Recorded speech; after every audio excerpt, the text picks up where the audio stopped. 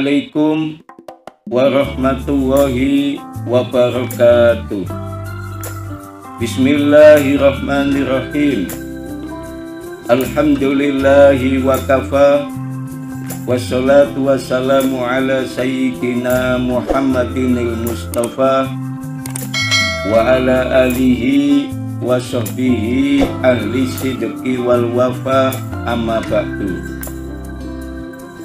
Para mahasiswa dimanapun Anda berada yang dimuliakan Allah Subhanahu wa Ta'ala, pada kesempatan yang mulia ini marilah kita bersyukur kepada Allah Subhanahu wa Ta'ala yang mana sampai hari ini kita masih diberikan Allah sehat walafiat sehingga bisa melanjutkan kembali mata kuliah sosiologi ekonomi yang mana pada saat ini adalah pertemuan yang ke-6 dengan tema keterlekatan. Mata kuliah sosiologi ekonomi ini ditujukan kepada mahasiswa pada program studi sosiologi Fakultas Ilmu Sosial dan Ilmu Politik UIN Sunan Ampel, Surabaya. Shalawat dan salam tetap kita sampaikan kepada manusia yang agung, manusia yang mulia, uswatun hasanah, junjungan kita Nabi besar Muhammad Sallallahu Alaihi Wasallam. Semoga kita semua mendapatkan syafaatnya. Amin, amin, Allahumma amin. Para mahasiswa dimanapun Anda berada, sebelum kita mulai mata kuliah sosiologi ekonomi pada pertemuan yang ke-6 dengan tema keterlekatan ini, marilah kita berdoa terlebih dahulu. Semoga perkuliahan kita ini berjalan dengan baik, lancar, tidak ada halangan suatu apapun. Al-Fatihah.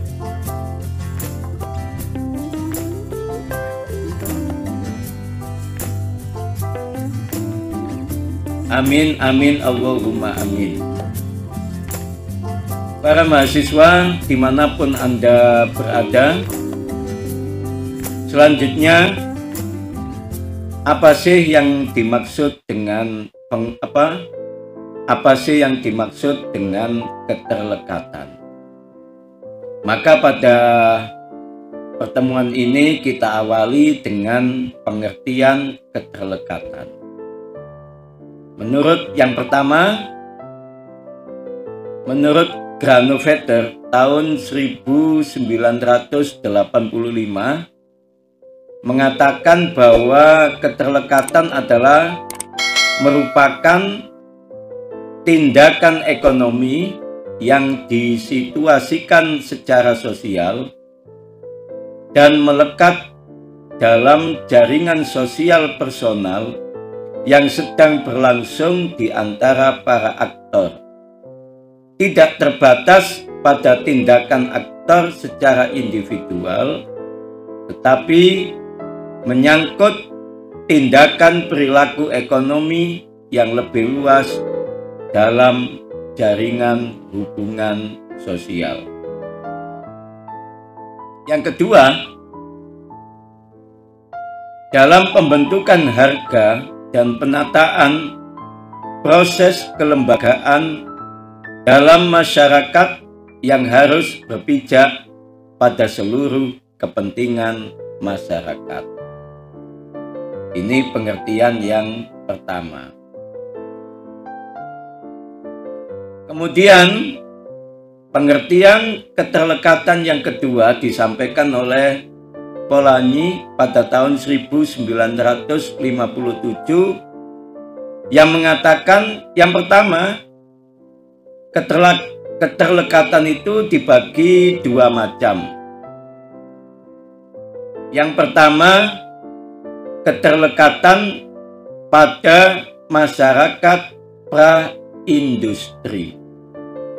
Yang kedua, keterlekatan pada masyarakat industri atau modern. Keterlekatan pada masyarakat pra-industri yaitu tatanan ekonomi pada masyarakat pra-industri melekat dalam institusi-institusi sosial, politik, dan agama, dan diatur oleh resiprositas dan redistribusi. Artinya mekanisme pasar tidak boleh mendominasi kehidupan ekonomi. Yang kedua, keterlekatan pada masyarakat industri atau modern yaitu pasar yang menetapkan harga, dengan kata lain bahwa tindakan ekonomi tidak harus melekat pada masyarakat dan manusia berperilaku dalam suatu cara tertentu untuk mencapai perolehan keuntungan yang maksimum. Para mahasiswa dimanapun Anda berada, adapun bentuk-bentuk keterlekatan itu dibagi dua macam. Yang pertama, keterlekatan relasional, dan yang kedua, keterlekatan struktural. Kita jelaskan satu-satu ya. Yang pertama, bentuk keterlekatan adalah keterlekatan relasional. Apa sih keterlekatan relasional itu? Keterlekatan relasional itu satu, terjadi hubungan interpersonal antar penjual dan pembeli yang melibatkan aspek sosial, budaya, agama, dan politik. Yang kedua, meminimalkan asymmetric information. Yang ketiga, terkadang hubungan relasional diperlukan untuk memastikan informasi. Yang keempat, memahami, yang mana kita bisa membandingkan cara makan seseorang di rumah dan di tempat umum. Yang kedua, keterlekatan struktural. Apa keterlekatan struktural itu? Yang pertama, keterlekatan dalam jaringan yang lebih luas. Yang kedua, berdasarkan pada konsep struktur sosial. Yang ketiga, memahami, di mana memahami hubungan antara pemilik toko, karyawan, distributor, dan pembeli. Yang keempat, di dalam masyarakat bisa diterapkan dalam budaya nyumbang, di mana besaran nyumbang disesuaikan dengan strata sosial. Para mahasiswa dimanapun Anda berada yang dimuliakan Allah Subhanahu wa Ta'ala, selanjutnya apa tipe-tipe keterlekatan ekonomi? Tipe keterlekatan ekonomi itu ada 3 macam, yaitu yang pertama resiprositas, yang kedua redistribusi, dan yang ketiga pertukaran. Resiprositas menunjuk pada gerakan di antara kelompok-kelompok simetris yang saling berhubungan atau hubungan timbal balik sebagai resiprositas. Misal, kegiatan panen padi pada masyarakat desa. Kemudian, tipe yang kedua adalah redistribusi. Redistribusi itu yang pertama merupakan gerakan apropriasi yang bergerak ke arah pusat kemudian dari pusat didistribusikan kembali ke daerah. Yang kedua, sebagai misal pembayaran pajak yang dilakukan oleh masyarakat kepada pemerintah yang secara tidak langsung juga akan dirasakan hasilnya oleh masyarakat. Selanjutnya, tipe yang ketiga adalah pertukaran, yaitu merupakan proses ekonomi yang berlangsung antara tangan-tangan di bawah sistem pasar. Mekanisme pasar diatur oleh pertukaran pasar itu sendiri atau permintaan dan penawaran. Para mahasiswa dimanapun Anda berada, selanjutnya adalah keterlekatan dan pendekatan lainnya. Yang pertama adalah teori pilihan rasional. Apa sih teori pilihan rasional itu? Yang pertama, menurut Gary Becker tahun 1986 mengatakan bahwa teori pilihan rasional menyatakan bahwa individu merupakan pelaku ekonomi yang rasional dan bersikap netral dalam menerima resiko. Dengan demikian, setiap individu dalam mengambil keputusan akan memperhitungkan untung ruginya dengan tetap mempertimbangkan manfaat dan biaya dari keputusan yang diambilnya.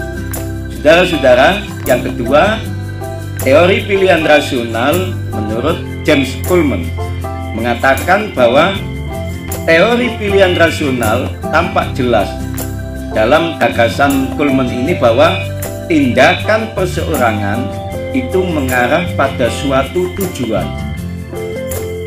dan tujuan tersebut adalah tindakan yang ditentukan oleh nilai atau preferensi atau pilihan. Bahkan Kuhlman menyatakan bahwa memerlukan konsep tepat mengenai aktor rasional yang berasal dari ilmu ekonomi yang melihat aktor memilih tindakan yang dapat memaksimalkan kegunaan ataupun keinginan serta kebutuhan mereka. Ada dua unsur utama dalam teori Kuhlman itu, yaitu satu aktor, yang kedua sumber daya. Para mahasiswa dimanapun Anda berada, selanjutnya teori ekonomi institusi baru. Pada tahun 2000, Williamson telah memperkenalkan 4 level analisis sosial, yaitu level 1, yaitu teori sosial merupakan aturan informal yang melekat dalam masyarakat seperti tradisi, agama, norma, adat, dan konvensi keterkandungan. Pada level ini, saudara-saudara, pada level 1 ini maksudnya perubahan itu sangat lambat, spontan, dan alamiah pada hitungan abad sampai milenium. Yang kedua, pada level 2 terkait dengan lingkungan kelembagaan. Level 2 menekankan ekonomi kepemilikan yang terdiri dari aturan main, hukum, politik, dan birokrasi yang meliputi fungsi eksekutif, legislatif, hukum, maupun fungsi birokrasi pemerintahan. Pada level 3 menekankan struktur tata kelola yang menekankan kontrak dan biaya transaksi. Level 4 menekankan efisiensi sumber daya dan struktur insentif yang merupakan kerangka kerja neoklasik. Analisis marginal dikembangkan di mana digambarkan sebagai fungsi produksi. Penyesuaian harga dan output bersifat lebih atau kurang kontinu. Maka pada level ini biasanya disebut level menuju kondisi marginal ekonomisasi order ketiga. Untuk model Williamson 4 level ini bisa dilihat di sini pada gambar di bawah ini tentang teori ekonomi institusi baru. Ini level 1 keterkandungan, yaitu kelembagaan informal, kebiasaan, tradisi, norma. Level 2 lingkungan kelembagaan, aturan main formal khususnya properti, politik, birokrasi, hukum. Kemudian level 3 tata kelola, level 3 ini tata kelola, aturan main khususnya kontrak, kedekatan, struktur, tata kelola dengan transaksi. Level yang keempat adalah alokasi sumber daya dan kesempatan kerja, yakni harga dan kuantitas insentif atau insentif. Para mahasiswa dimanapun Anda berada. Kemudian selanjutnya kita membahas tentang jaringan sosial. Apa sih yang dimaksud dengan jaringan sosial itu? Yang dimaksud dengan jaringan sosial, yang pertama, menurut Damsar tahun 2009 mengatakan bahwa jaringan merupakan terjemahan dari network yang berasal dari dua suku kata, yaitu net dan work. Gabungan kata net dan work sehingga menjadi network yang penekanannya terletak pada kerja, bukan jaring. Dimengerti sebagai bekerja dalam hubungan antar simpul-simpul seperti halnya jaring atau net. Saudara-saudara, yang kedua, pengertian jaringan sosial menurut Fukuyama tahun 1995. Fukuyama mengatakan bahwa jaringan sosial itu adalah definisi jejaring sosial adalah suatu upaya melakukan kerjasama yang ada dalam modal sosial dalam rangka membentuk organisasi di mana para anggotanya secara sukarela menyerahkan sebagian hak-hak individunya untuk bekerja bersama-sama mencapai suatu tujuan berdasarkan aturan-aturan yang disepakati. Kesepakatan yang terjadi tersebut menyebabkan setiap orang atau individu melaksanakan kewajibannya masing-masing secara bebas tanpa perlu diawasi, karena satu sama lain menaruh kepercayaan bahwa setiap orang akan melaksanakan kewajibannya. Para mahasiswa dimanapun Anda berada, selanjutnya pengertian jaringan sosial menurut Barnes tahun 1954 mengatakan bahwa yang dimaksud jejaring sosial itu adalah sistem yang terstruktur secara sosial, yang mana sistem tersebut terdiri dari berbagai individu dan organisasi yang berbeda, namun akhirnya dituntut untuk memiliki kesamaan. Para mahasiswa dimanapun Anda berada yang berbahagia, selanjutnya pengertian jaringan sosial menurut Robert M. Z. Lawang, yaitu yang pertama, adanya ikatan antar simpul, orang, kelompok yang dihubungkan dengan media atau hubungan sosial. Yang kedua, jaringan sosial itu ada kerja antar simpul, yaitu orang atau kelompok yang melalui media hubungan sosial menjadi satu kerjasama bukan kerja bersama-sama. Yang ketiga, seperti halnya sebuah jaring yang tidak putus, kerja yang terjalin antar simpul itu pasti kuat menahan beban bersama dan malah dapat menangkap ikan lebih banyak. Yang keempat, dalam kerja jaring itu ada ikatan atau simpul yang tidak dapat berdiri sendiri. Yang kelima, media atau benang atau kawat dan simpul tidak dapat dipisahkan atau antara orang-orang dan hubungannya tidak dapat dipisahkan. Para mahasiswa dimanapun Anda berada, selanjutnya yang keenam, ikatan atau pengikat adalah norma yang mengatur dan menjaga bagaimana ikatan dan medianya itu dipelihara dan dipertahankan.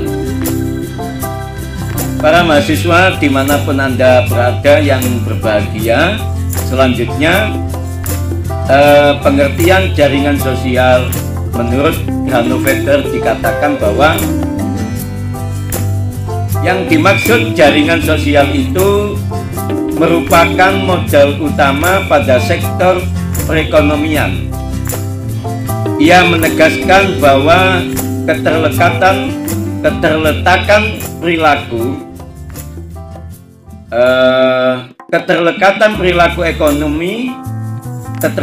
perilaku ekonomi dalam hubungan sosial itu dapat dijelaskan melalui jaringan sosial yang terjadi dalam kehidupan ekonomi. Hubungan-hubungan sosial dan struktur hubungan sosial atau jaringan sosial akan menghasilkan kepercayaan, trust, dan mencegah terjadinya suatu kecurangan oleh aktor ekonomi. Kecurangan penyalahgunaan kepercayaan harus dapat dihindari karena hilangnya suatu kepercayaan akibat kecurangan berakibat buruk. Oleh karenanya para aktor ekonomi diberi motivasi untuk mengembangkan cara-cara untuk menghindari hal tersebut. Para mahasiswa dimanapun Anda berada yang dimuliakan Allah Subhanahu wa Ta'ala, adapun tingkatan-tingkatan jaringan sosial itu ada 3: jaringan mikro, jaringan meso, dan jaringan makro. Apa sih yang dimaksud dengan jaringan mikro? Jaringan sosial mikro merupakan bentuk jaringan yang selalu ditemukan dalam kehidupan sehari-hari. Manusia hidup bersama dengan orang lain. Oleh karena itu, dalam hidupnya seseorang anak manusia atau individu selalu ingin melakukan interaksi sosial dengan individu lainnya. Interaksi sosial tersebut mengkristal menjadi suatu hubungan sosial. Hubungan sosial yang terus-menerus antara individu dapat menghasilkan suatu jaringan sosial di antara mereka. Yang kedua, jaringan meso. Jaringan sosial meso merupakan hubungan yang dibangun para aktor dengan dan atau di dalam kelompok sehingga terbentuk suatu ikatan, maka dapat disebut sebagai jaringan sosial meso. Jaringan sosial meso ini dapat ditemukan dalam berbagai kelompok yang kita masuki atau miliki, seperti ikatan alumni, paguyuban, ikatan profesi, hobi, dan lain sebagainya. Yang ketiga, jaringan makro.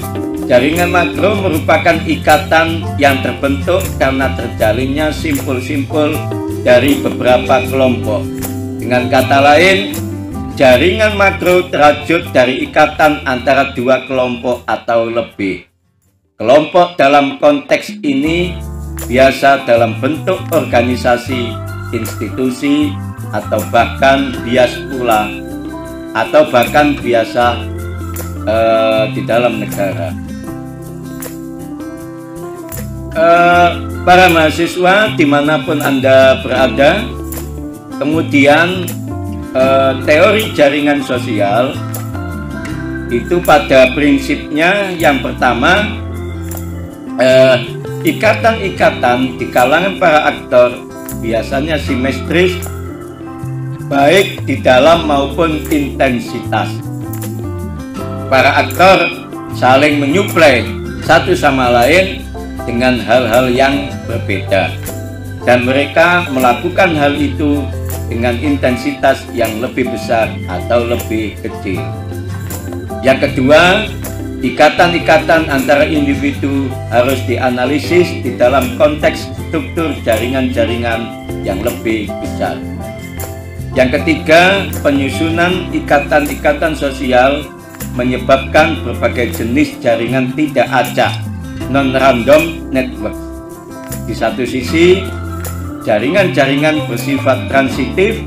Jika ada suatu ikatan antara A dan B dan antara B dan C, mungkin ada suatu ikatan antara A dan C. Hasilnya ialah bahwa lebih besar kemungkinan adanya suatu jaringan yang melibatkan A, B, dan C. Di sisi lain, ada batas-batas seberapa banyak hubungan yang ada dan seberapa intens hubungan itu. Hasilnya ialah bahwa kelompok jaringan dengan batas-batas yang jelas yang memisahkan kelompok yang satu dari yang lain kemungkinan besar juga berkembang. Yang keempat, teori jaringan sosial adalah eksistensi kelompok-kelompok itu menghasilkan fakta bahwa mungkin ada pertautan lintas di antara kelompok dan juga di antara para individu. Yang terakhir, yang kelima, ada ikatan-ikatan asimetrik di kalangan unsur-unsur di dalam suatu sistem dengan hasil bahwa sumber-sumber daya yang langka didistribusikan secara berbeda. Akhirnya, distribusi yang tidak setara sumber-sumber daya langkanya menyebabkan kolaborasi maupun kompetisi. Hal ini bisa dilihat dalam bukunya Josh Riser tentang teori sosiologi dari klasik sampai perkembangan terakhir postmodern tahun 2012. Para mahasiswa dimanapun Anda berada yang dimuliakan Allah Subhanahu wa Ta'ala, alhamdulillah, demikianlah perkuliahan yang ke-6 mata kuliah sosiologi ekonomi dengan tema keterlekatan prodi sosiologi Fakultas Ilmu Sosial dan Ilmu Politik UIN Sunan Ampel Surabaya berjalan dengan baik, dan saya doakan Anda semua menjadi manusia-manusia yang sukses di dunia dan sukses di akhirat. Demikianlah yang bisa saya sampaikan, dan jumpa lagi di minggu yang akan datang dalam waktu dan tempat yang sama. Mudah-mudahan kita semua diberikan Allah sehat walafiat. Hadanallahu wa iyyakum ajmain wa wahul muwafiq ila aqwamit thoriq. Assalamualaikum warahmatullahi wabarakatuh.